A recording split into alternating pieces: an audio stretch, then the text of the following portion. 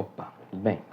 Bom, eu pensei em fazer esse vídeo para me ajudar a estudar.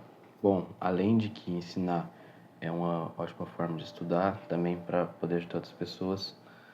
E como teve pessoa que pediu minha ajuda, eu vou estar explicando mais ou menos o conteúdo que eu acho que vai cair na prova.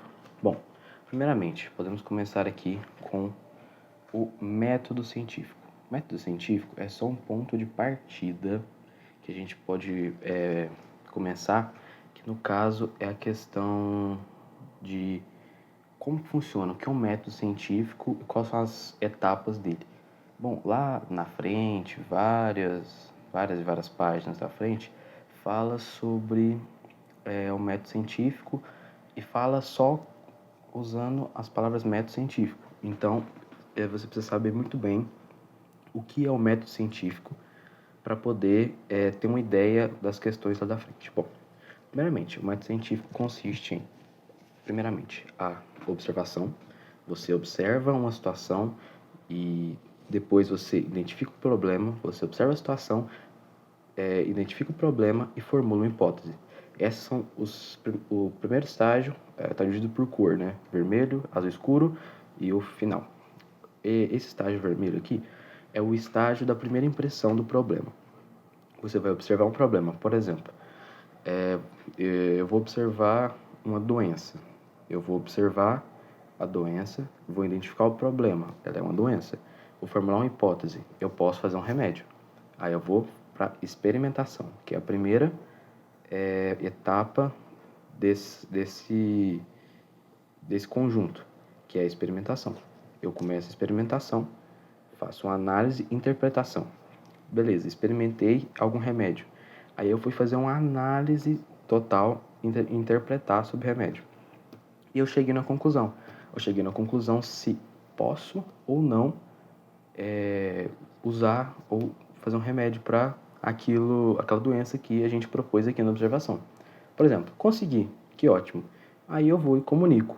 Eu posto em algum artigo científico, quer dizer, numa página científica, posto em um fórum, posto em um jornal, alguma coisa, eu comunico para a sociedade sobre a conclusão que eu cheguei com o método científico.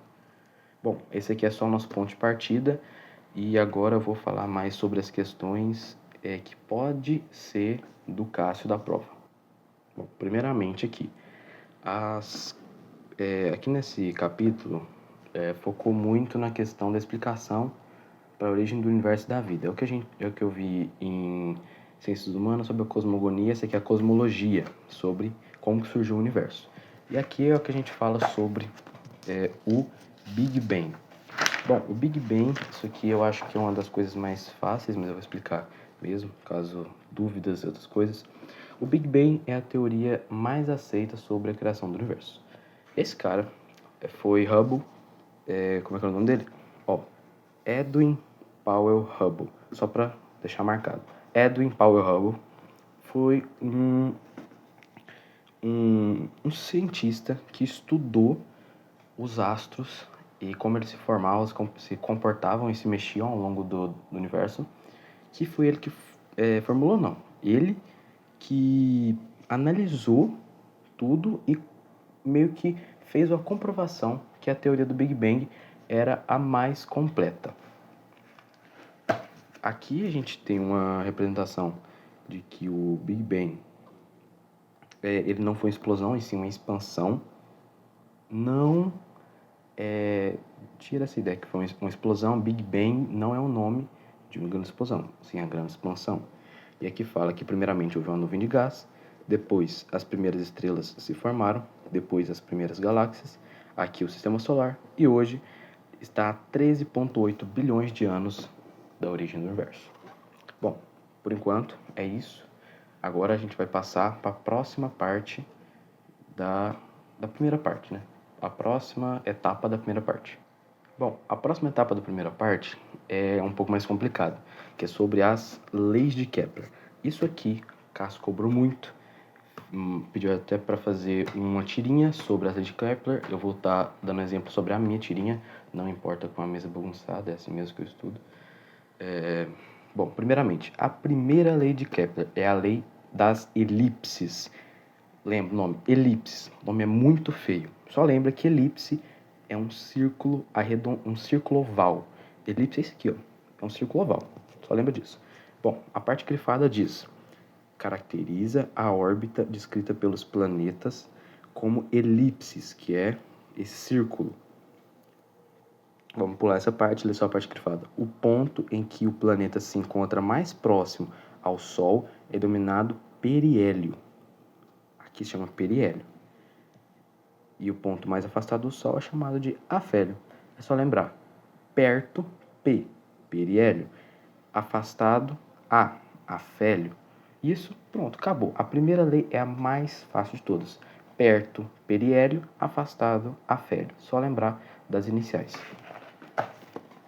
A segunda lei, que é a lei das áreas. Lembrei, lei das áreas. A lei das áreas diz o que? Vamos ver aqui na parte grifada. O planeta percorre áreas. Áreas aqui, ó. Área aqui, área 1, área 2. Essa é um pouco mais complicada, mas é facinho. Se você pega errado, assim, ó.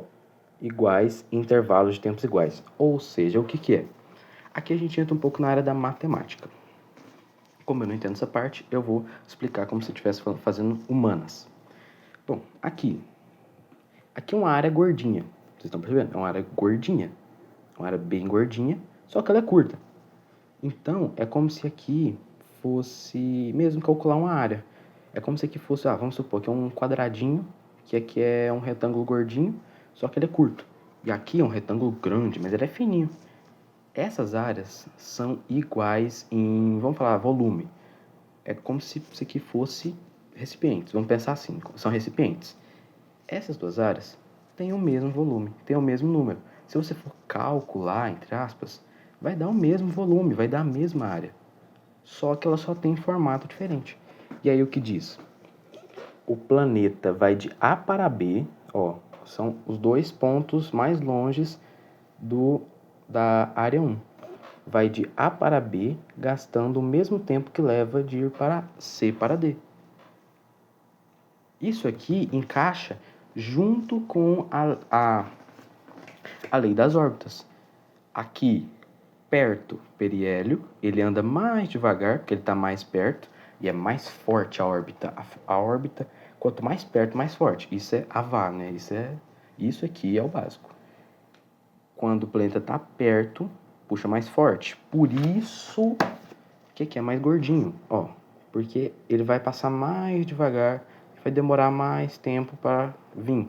Mas quando ele está aqui, ele passa mais rápido, né? Acho que é. É assim. Ó. Não. Desculpa, perdão. Aqui, ó. Quando se encontra no periélio, próximo ao Sol, sua velocidade é maior. Então, é o contrário, perdão. Erro meu. Quando ele tá na parte gordinha aqui, ó. Na parte mais perto, ou seja, no periélio. Perto. Periélio. Ele tá mais rápido. E quando ele tá no afélio, afastado, ele vai mais devagar. Porque a órbita aqui é mais forte, então puxa mais rápido. Essa eu não tinha me ligado, então não é que é complicado, mas é só interpretação, né? Interpretei errado, erro meu. Aqui, quando se encontra no periélio, próximo ao Sol, sua velocidade é maior de quando o planeta ocupa uma posição mais afastada. Afastada, afélio. Isso aqui a gente já viu. A terceira lei. Aqui que está o problema. Aqui que mora o perigo. A terceira lei é a que eu acho mais complicado, porque envolve equação matemática. A terceira lei consiste em... eu vou ler o que está aqui. Depois eu vou explicar do jeito que eu entendi.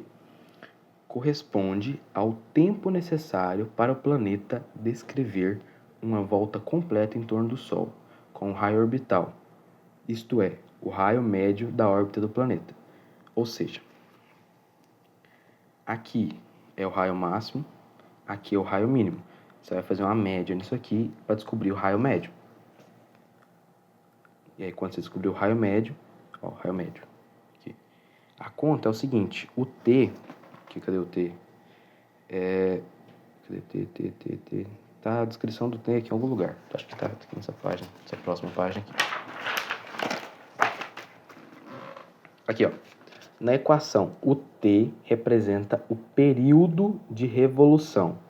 O período de revolução, no caso, eu acredito, por mim, que não vai cair na prova fazer a equação em si, mas sobre a terceira lei de Kepler. Mas se for, no caso, fazer a questão, resolver a equação, eu acredito, pode que não esteja certo, mas eu acho que o t, período t do movimento do astro, que o t é a elipse, o t é a circunferência que o planeta faz.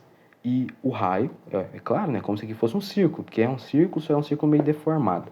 Aqui é o raio máximo, o raio mínimo, a média entre os dois dá o raio. Geralmente na questão ele dá o período e o raio, para você fazer a conta, porque essa conta aqui já é um pouco complicada, porque costuma ser valores bem altos, que é o período ao quadrado dividido pelo raio ao cubo, que dá uma constante. Essa constante aqui, ela não muda de acordo com, tipo, no mundo real mesmo. Geralmente na questão pode mudar porque é uma questão didática.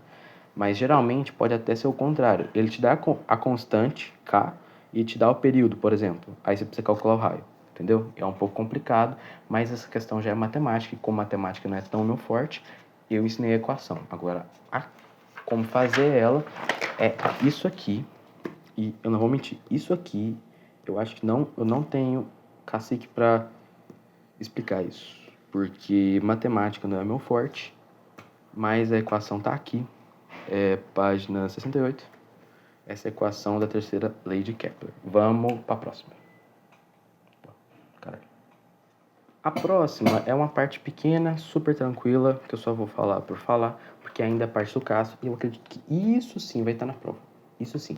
Que são as condições ideais para a vida na Terra, que está falando aqui, que as condições ideais que a gente conhece, pelo menos, que nós somos seres vivos à base de carbono, todos os seres vivos do nosso planeta são à base de carbono, e os nossos elementos principais, que constituem a vida são, no caso, carbono, representado pela letra C, hidrogênio H, oxigênio O, nitrogênio N, fósforo P e enxofre S.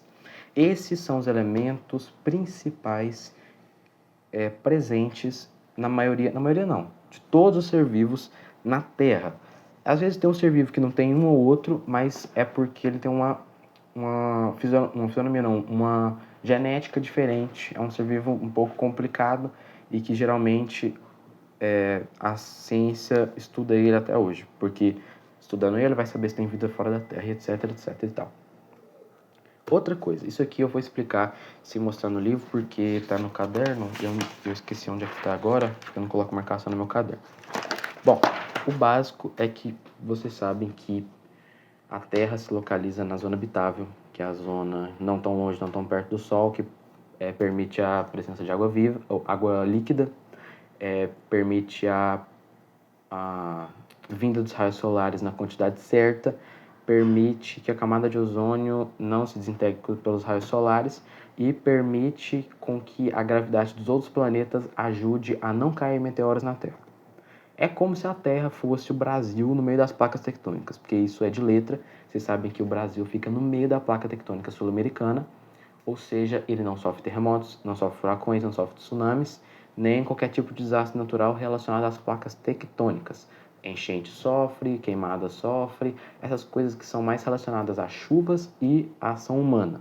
Agora, placas tectônicas como terremotos, tsunamis, furacões e outras coisas, furacões é por causa das massas de ar, mas tudo isso o Brasil não sofre por causa das placas, que ele está localizado no meio da placa sul-americana. E, bom, eu parei aqui no meio, mas eu acho que é isso, pelo menos da parte do Cássio, ou seja, a primeira parte da prova, da revisão. Então, eu acho que por enquanto, se eu expliquei bem, dá para entender a primeira parte. E eu vou estar fazendo a segunda parte, eu ainda vou estar revisando porque das marcações e tudo, mas eu vou estar olhando um pouco da segunda parte. A segunda parte é um pouco mais complicada, mas o conteúdo é de boa. Então, bom, é isso. Agorinha eu vou fazer a segunda parte.